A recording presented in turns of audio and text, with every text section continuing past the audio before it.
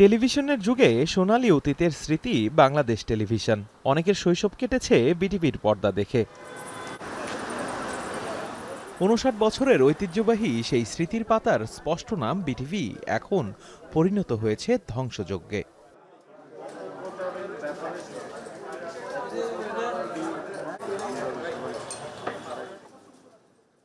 শুক্রবার সকালে দুষ্কৃতকারীদের হামলার শিকার রাষ্ট্রীয় টেলিভিশন বাংলাদেশ টেলিভিশন পরিদর্শনে যান প্রধানমন্ত্রী শেখ হাসিনা। ঘুরে ঘুরে দেখেন বিটিভির করুণ চিত্র।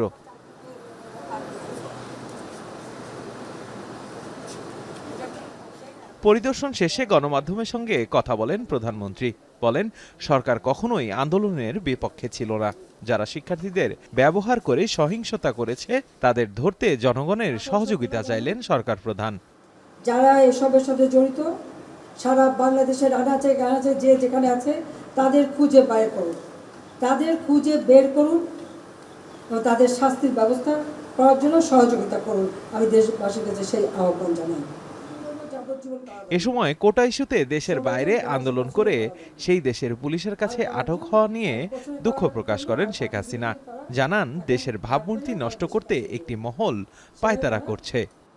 হ্যাঁ, আমাকে গালি দিচ্ছে, দেশের বিরুদ্ধে তারা স্লোগান মিছিল। ওই দেশে আইন আছে, কেউ মিছিল করতে পারে না, কিন্তু তাদেরকে উস্কে দেওয়া হয়েছিল। শুধু নিজেদের চাকরি বাকরি রুজি রোজগার পথ যে হারালো তা না, আজকে যে বাঙালিরা ওখানে কাজ করে খায় তাদের মুখটা কোথায় থাকে, তাদের কি অবস্থা হয়, আর ভবিষ্যতে ওই দেশে আর নেবে কিনা। মানুষের জীবনমান উন্নত করতে যেসব প্রতিষ্ঠান কাজ করে, যেখানে মানুষের কর্মসংস্থান হয়, সেখানে এমন হামলা নিয়ে প্রশ্ন তোলেন প্রধানমন্ত্রী। সেই বাংলাদেশকে যখন একটা মর্যাদাপূর্ণ জায়গায় নিয়ে আসলাম, এটাই তার প্রতিদান। যে সমস্ত প্রতিষ্ঠানগুলি তারা পড়ালো, যারা করেছে, তারা কি এর সুফল ভোগ করেনি? আমার একটা কথা নিয়ে তারা কতদিন প্রতিবাদ করলো। কি কথা বলেছিলাম আমি? আমার কথাটাকে বিকৃত করা হয়েছে। তাহলে যারা পরীক্ষা দিয়ে মেধাবী তারাই তো পাচ্ছে, সেই সূত্রে আমি বলেছিলাম। আমি তো তাদের রাজাকার বলিনি।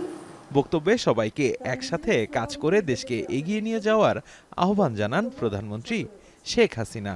এবং এটারই প্রতিবাদ। দেবরাজ দেব, এখন, ঢাকা।